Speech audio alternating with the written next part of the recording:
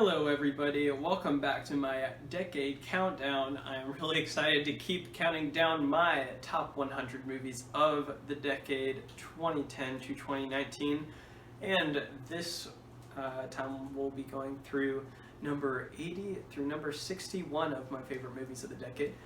I was really excited to share my top 100 through 81st movie last time, and we're going to continue the countdown right now. So at number 80 we have Logan. Now this is a great 2017 movie, I believe, starring Hugh Jackman as the Wolverine, of course. This is a super gritty action movie, actually, that is also a comic book movie, and I think it does a really good job of just telling the tale of kind of Hugh Jackman's retirement as Wolverine almost, and it's a gritty movie, like I said, but it's really fantastic in its delivery, and it's a movie that definitely deserved to be on my list. I've got a 2019 movie up at number 79, and it is a fun doozy of a ride. It's Ford versus Ferrari, starring Matt Damon and Christian Bale, and this is such a fun movie. This movie is one that you can just go back to over and over to watch again and again, watch these cars race down the track at Le Mans, and it's a great, well-acted movie by Christian Bale, who just absolutely nails his character Ken Miles, this guy who's a little past his prime but wants to do those Formula car races. And it's really interesting to see the relationship between the Ford Motor Company and the guys who are trying to build this car, because Ford, they just naturally are getting in the way, but these guys, they're just trying their best, to get a car that'll win Ford this race. And even though they're on the same team, it's interesting to watch those heads clash. So that was my 79th favorite movie. 78, I've got Quentin Tarantino makes his first movie on my list with The Hateful Eight. I think I'm a little bigger on this movie than some people are. I actually really enjoy The Hateful Eight. I find it to be tense and one of the best thrillers of the decade, honestly.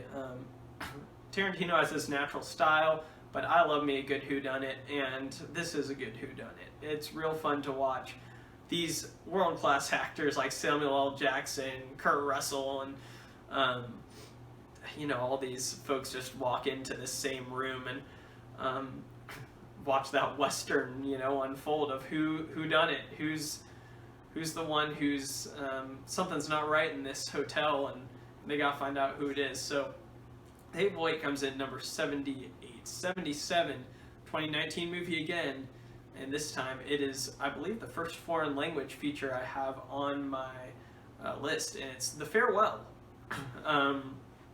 The Farewell stars Awkwafina, and it is a movie about this Chinese family's grandmother who is about to pass away, but they don't want to tell her, and they want to just spend some time with her, so they throw a fake wedding party over there, or it's a real wedding party, but the real reason is to see their grandmother off, and it's a heartwarming tale, and it's an incredible cultural phenomenon where you get to watch the Chinese culture unfold before your eyes and really understand a lot of what's going on there, and it's a great and worthwhile watch. Number 76, I have another documentary, and this might be the highest documentary I have on the list. I'm not sure. I think it is, though. It's Free Solo.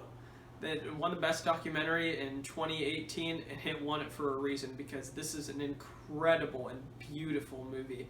Watching this guy with Augsburger's, I believe, is what they came to conclude that he has, but he is the best at his craft at climbing mountains free solo, which is basically just going with his hands, no ropes attached, and it is a frightening, intense movie. In the last 20 minutes, just watching this guy scale this mountain, it's unlike anything I've ever seen in a movie, and it's a fantastic watch. 75, we see The Irishman with Martin Scorsese directing, starring some of the greats: Robert De Niro, Joe Pesci, Al Pacino, and it is 3.5 hours of goodness. If you had told me that I'd have a 3.5 hour movie on this list, I would have said, I can't believe I sat through that long of a movie. But I decided to go through it one day this year, and it was an incredibly worthwhile watch. It was a really fun movie, and also very visceral. It's Martin Scorsese getting back to his craft, really, with the Goodfellas, the Casinos of the world, and watching him do that was a blast. So, congrats, Scorsese. You made it on my best of the decade list. At number 74, I have the only James Bond movie on this list. It's Skyfall. Daniel Craig is a really fantastic James Bond, and really he's more of a Jason Bourne. And this is probably, if not my favorite, my second favorite James Bond movie. I think it translates very well to the modern day, and it does a really good job of just seeing Bond kind of as this older agent still. He's kind of aging, starting to feel like he's going down the ranks, and to watch him explore, going to his childhood home, dealing with this formidable villain. It's a real fun watch, and it's a worthwhile one too. 73, I have my next Pixar movie on the list. It is Coco. Came out in 2017. A lot of 2017 movies on this list, it feels like. Coco is a really touching, heartwarming tale about a child growing up in Mexico, I believe, and watching him and his love for music on the Day of the Dead, and him exploring his family and his heritage and all that through music. And the songs are beautiful. They're some of my favorite of the decade, and it will fall on my list at number 73.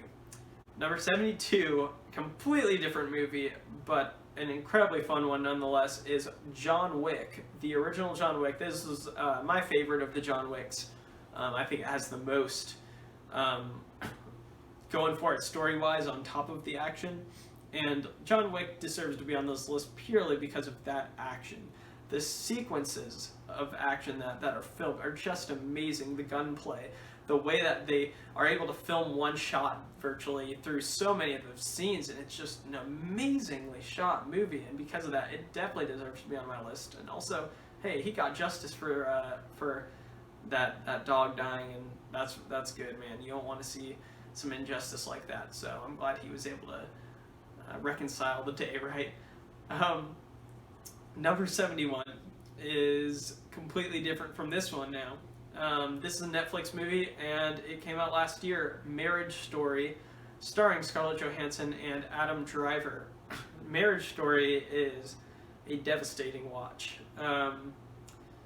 I don't know what divorce feels like, and I hope to never experience it personally, but to watch Marriage Story feels like you're experiencing it. It's just heart-wrenching, and it's crazy to see the brokenness of the system, for that to be revealed. And then this is just carried by those acting performances by Johansson and Driver. They just absolutely slay it in this movie, and it is absolutely a top one of the decade.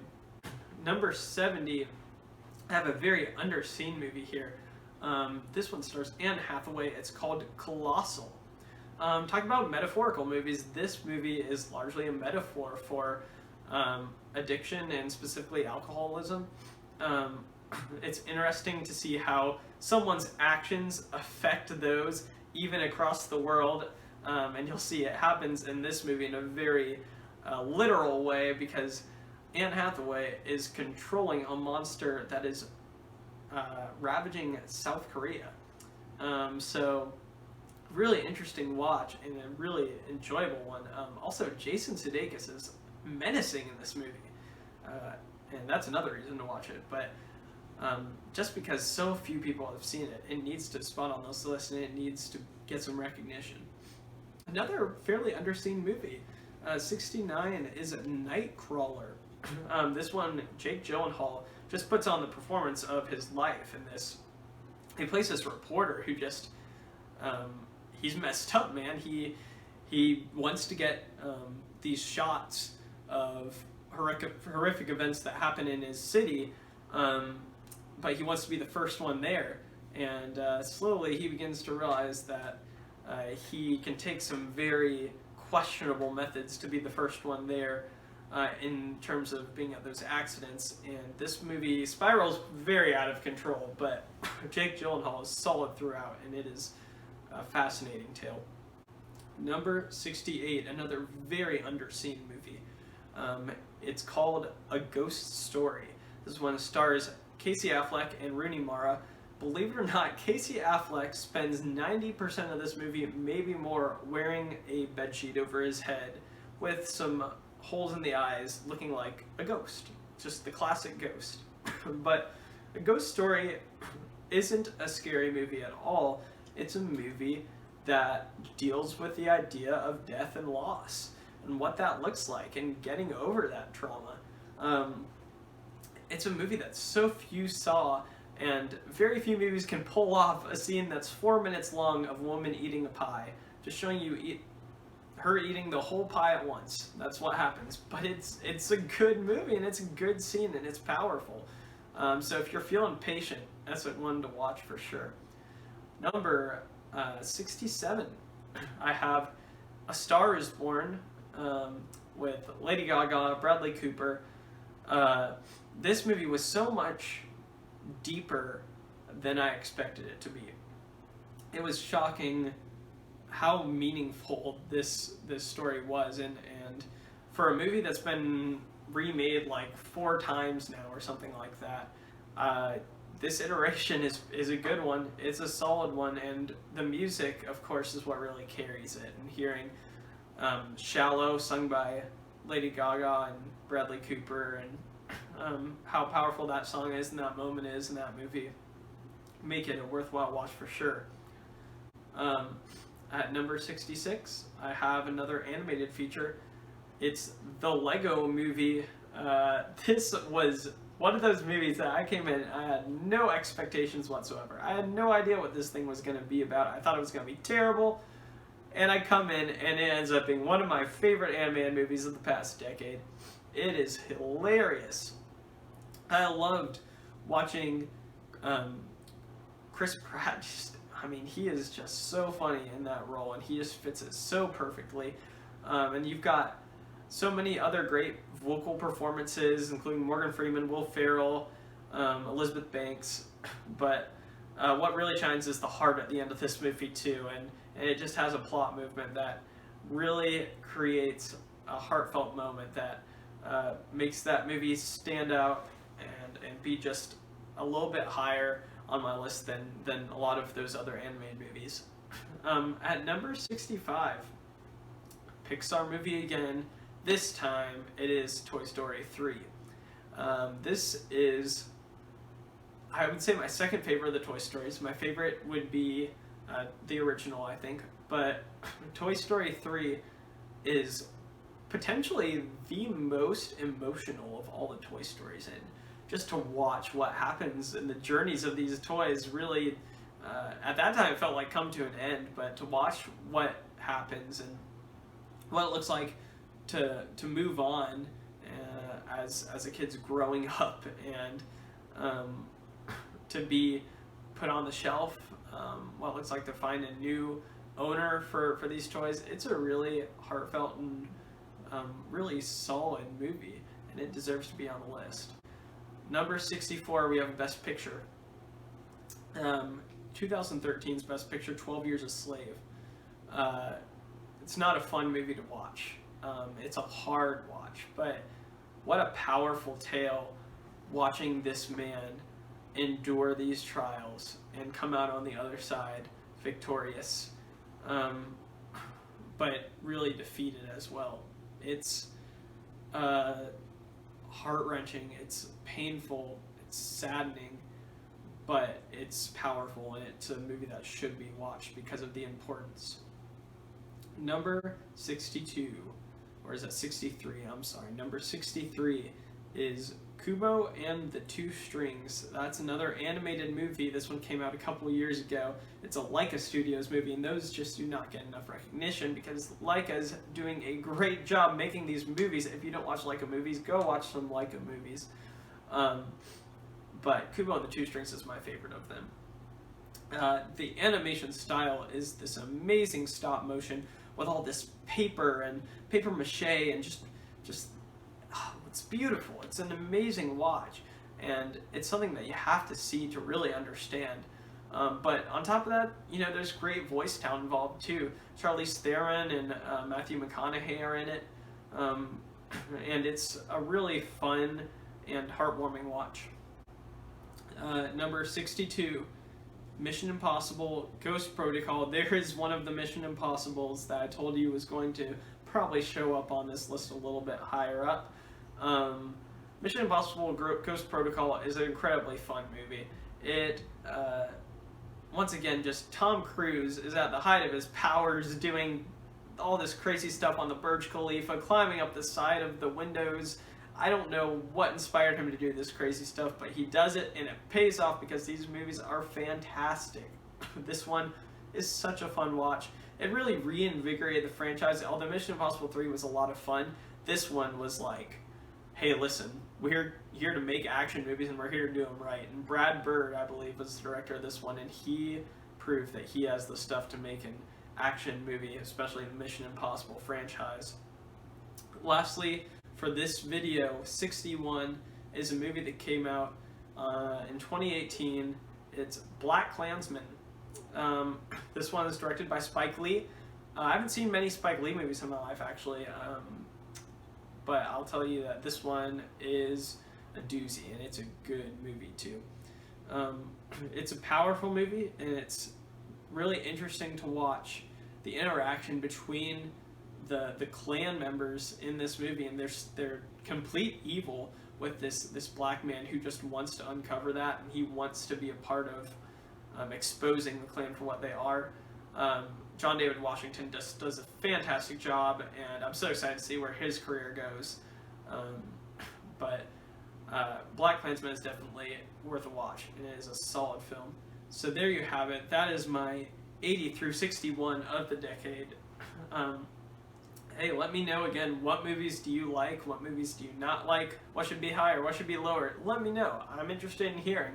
But I'm just so excited to share this list with you. It's something that I put a lot of time into, and I am excited to share in the next video what my number 60 through 41 movies are of the decade. So we're starting to get up there already. It's incredible. We'll be in the top 50 next movie, or next video that we watch. So once again, I will see you next time with the rest of my list.